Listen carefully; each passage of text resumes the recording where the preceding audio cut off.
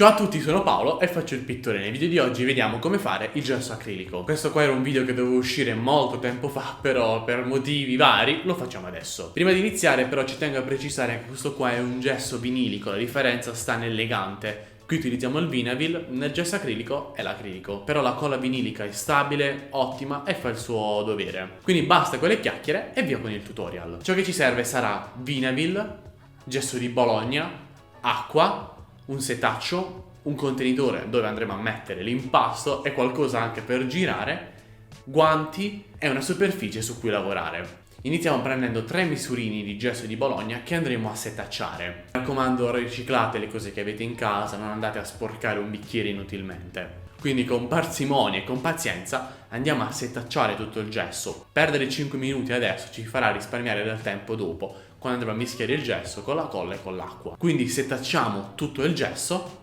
e non appena terminato andiamo a fare un buco al centro, dove andremo a mettere dell'acqua. La quantità dell'acqua deve essere più o meno ad occhio.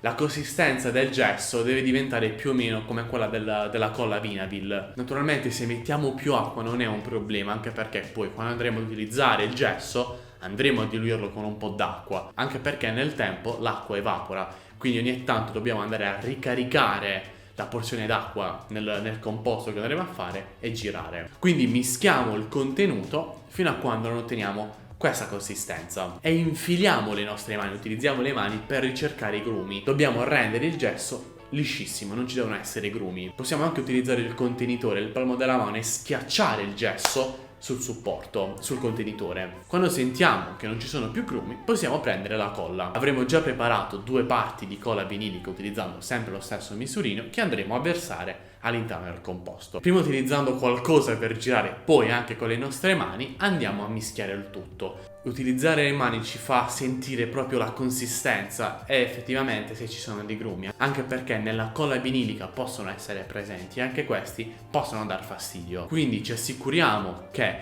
la colla vinilica si sia completamente mischiata con il gesso di Bologna e teoricamente il composto è terminato. Questo però sarà un po' trasparente, per questo possiamo aggiungere del pigmento. Solitamente il più utilizzato è il bianco di titanio, proprio perché è il più coprente. Difatti quando compriamo il gesso viene chiamato white gesso, gesso bianco. Potremmo utilizzare quindi del pigmento, bianco titanio più del giallo ocra o del nero con del bianco. Se noi facciamo delle imprimiture grigie possiamo già prepararcele.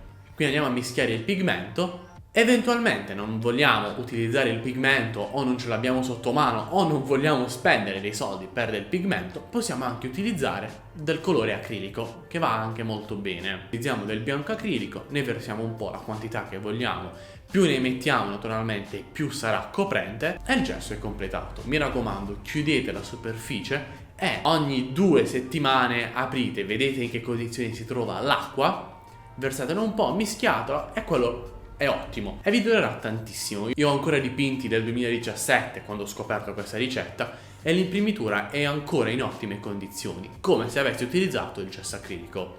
Naturalmente questa è una mia ricetta, fatemi sapere se anche voi avete una vostra ricetta, che cosa ne pensate. Considerate che con 6,50 € per 2,5 kg di gesso acrilico e 3,50 € di Vinavil su 1 chilo possiamo fare una quantità industriale di gesso acrilico, quindi con 10 € facciamo quasi 4 kg di gesso vinilico. A differenza invece del gesso acrilico che con 10 € ci prendiamo soltanto 500 grammi se ci va bene. Quindi fatemi sapere che cosa ne pensate, vi chiedo di lasciare un mi piace, un commento per condividere la vostra opinione, iscriverti al canale per allargare questa compagnia d'arte che sto costruendo qui su YouTube.